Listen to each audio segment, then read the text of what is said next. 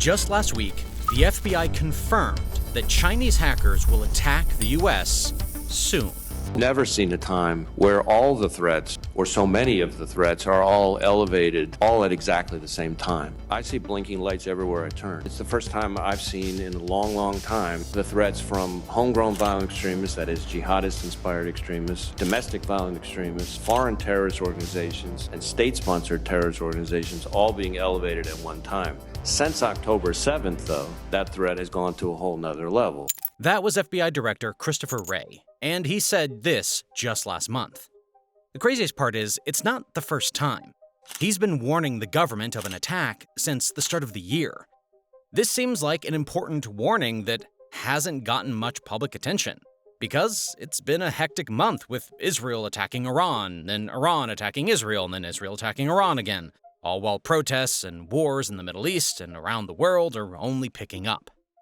So who better to bring it to public attention, well, than yours truly? Let's start. Now, if you're a regular viewer of this channel, you know the threats from China far outweigh any other threats. Every US defense agency has a strategy to deal with China, from the Navy to the Marines. We've already covered about how the Navy plans to set up an island chain in partnership with our allies in case of a Chinese invasion of Taiwan. If you want to learn more about that, then check it out in our video. But the FBI's job is to keep Americans safe here in the homeland. That could be from local threats here or foreign threats from outside. It could be a physical attack, a digital attack, or an economic attack, like the one that China was planning recently. Chinese hackers had taken control of hundreds of routers that related to critical infrastructure in the USA, relating to energy, transportation, water, and more. Luckily, security agencies were able to catch it before any real damage was done. Otherwise, results might have been pretty catastrophic. The goal of the CCP is simple, but the methods to achieve this goal are wide-ranging. The CCP wants to steal or stop America's economic development in areas that matter for the future. This means they are not just targeting government and military targets. They are also going after private companies and even individuals. Just this year, a Chinese spy was arrested for trying to steal AI secrets from Google. This is just another entry in the long list of Chinese spying efforts that were caught. If you scroll through the Wikipedia page that has a list of all the incidents, it will take you a couple of seconds just to scroll all the way down. That's how long the list is. But one thing is now different in recent Chinese attacks from the ones just a few years ago. But before talking about the difference, it's important to note that, much like CCP-backed hackers, there are criminal hackers who go after private citizens like you and me. And this is where today's sponsor, Private Internet Access, protects you and me. Let me explain. Whenever you're browsing online on an unprotected device, such as your phone or your computer, your device is transmitting a great amount of information out into the open, which can be viewed by various different entities. In simple words, using the internet without PIA is like showering in a room with no door, and living in a house with no locks. You will have no privacy when singing in the shower, and no safety when sleeping at night. This is where private internet access comes in. PIA hides your IP address and safeguards your internet connection through an encrypted tunnel. On top of this, you can enjoy other benefits like watching region-locked content on streaming sites. Netflix has different libraries based on your location. For example, Friends is not available on US Netflix, but when switching to a UK streaming server on PIA, you can watch it. This is the same with many other shows. And best of all, you can protect an unlimited amount of devices with just one subscription. And since they love my content, they have given a special discount for my audience.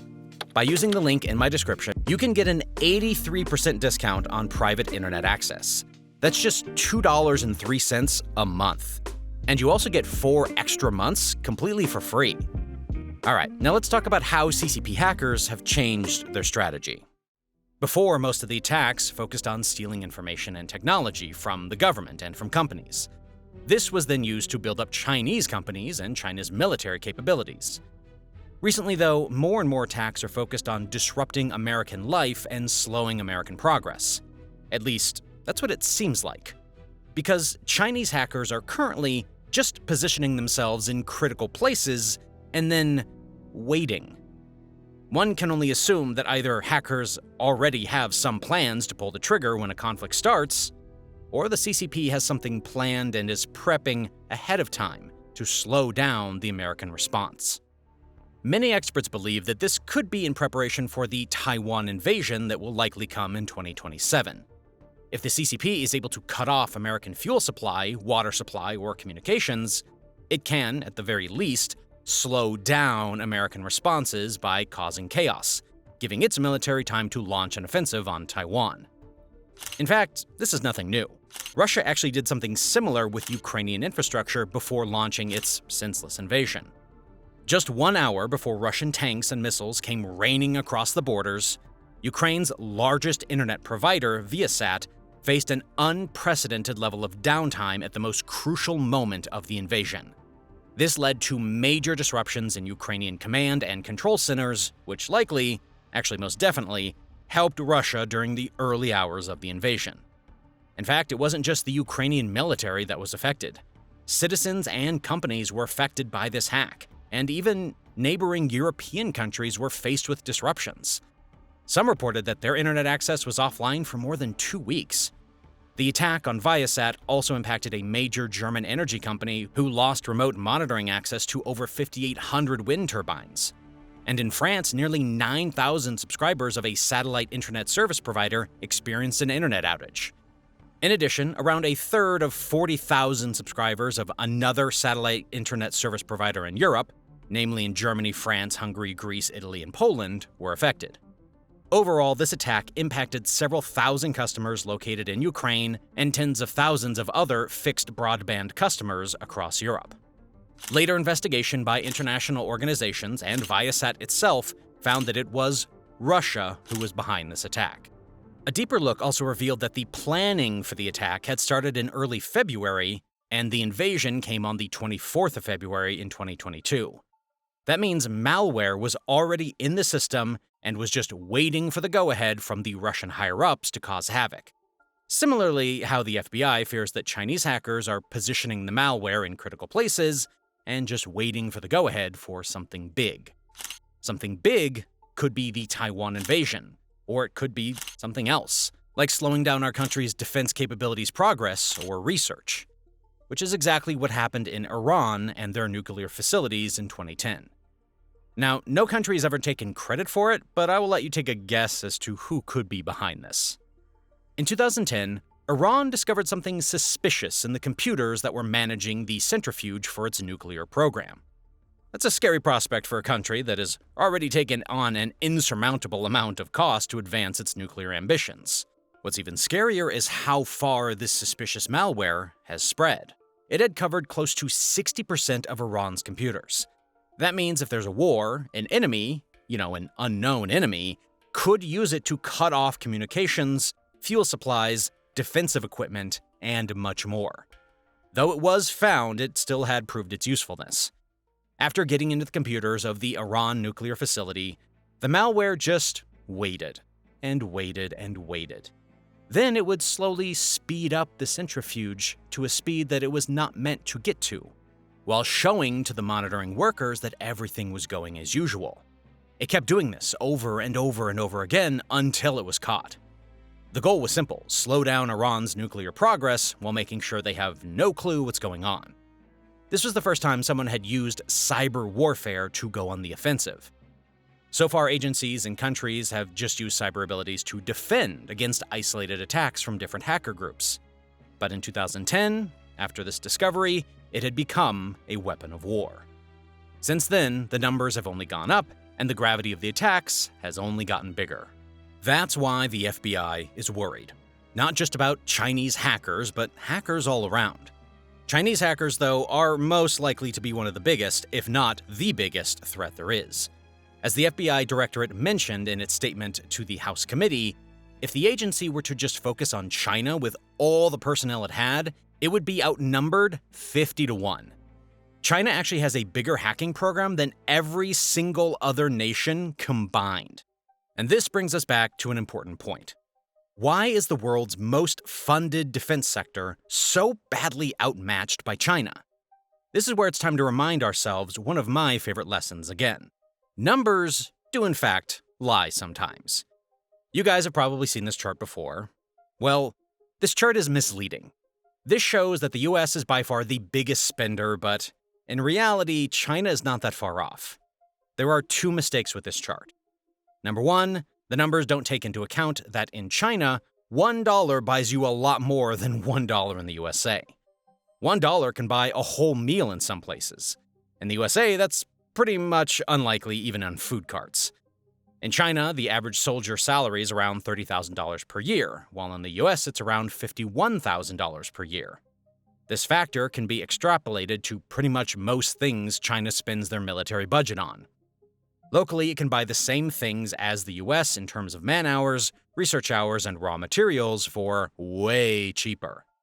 This factor alone accounts for a good portion of the difference in the US and Chinese spending.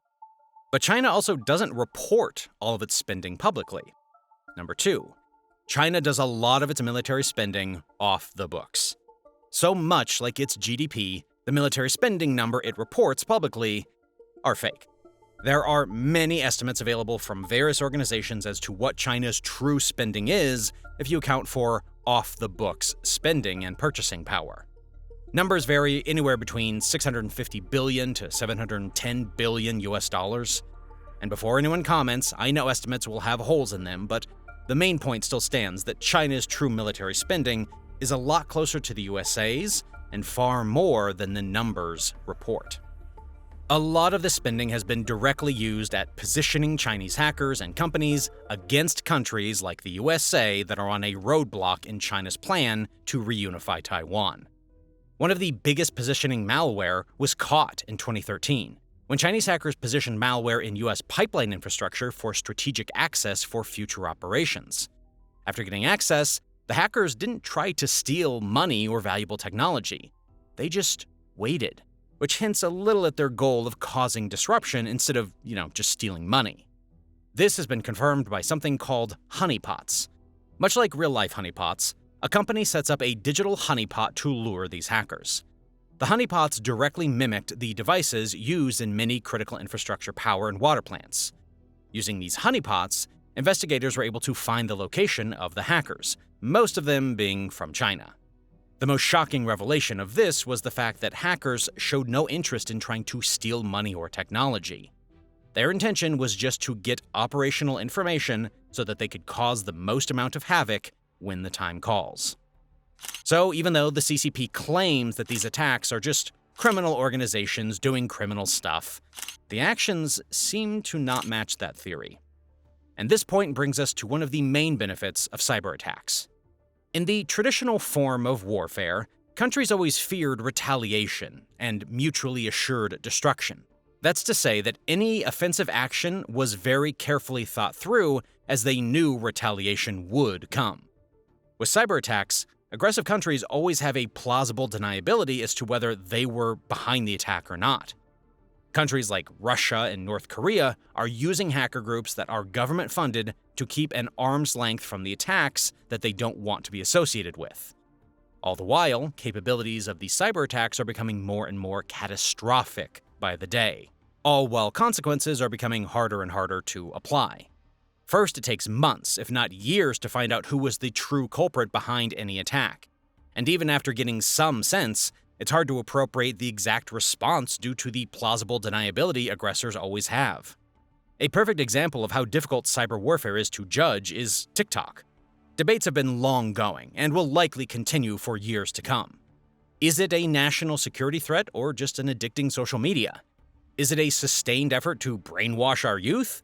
Or a cyber weapon waiting to be used at the right time? The ban has passed, but TikTok is not done, much like how the CCP is not done. And worse yet, China might not be the only one. Just last month, the FBI director said that the threats are at the highest they have ever been, especially since Hamas's October 7th attack and the USA's unwavering support of Israel since. Our most immediate concern has been that individuals or small groups will draw some kind of twisted inspiration from the events in the Middle East to carry out attacks here at home. But now, increasingly concerning, is the potential for a coordinated attack here in the homeland, akin to the ISIS-K attack we saw at the Russia concert hall just a couple weeks ago. This includes Hezbollah in Lebanon praising Hamas and threatening to attack U.S. interests in the region. It includes al-Qaeda issuing its most specific call for an attack on the U.S. in the past half-decade. AQAP, which is al-Qaeda in the Arabian Peninsula, as well as ISIS, have called for jihadists to attack Americans and Jewish communities in the U.S. In Afghanistan, home to al-Qaeda and ISIS-K, the U.S. has lost some of its intelligence-gathering capabilities following the chaotic withdrawal of the U.S. The USA hasn't had an attack in years now, but the situation has also not been this sensitive, and that's why the FBI is ringing the alarm bells. YouTube's algorithm thinks you'll like this video the most. Click and find out if it's right.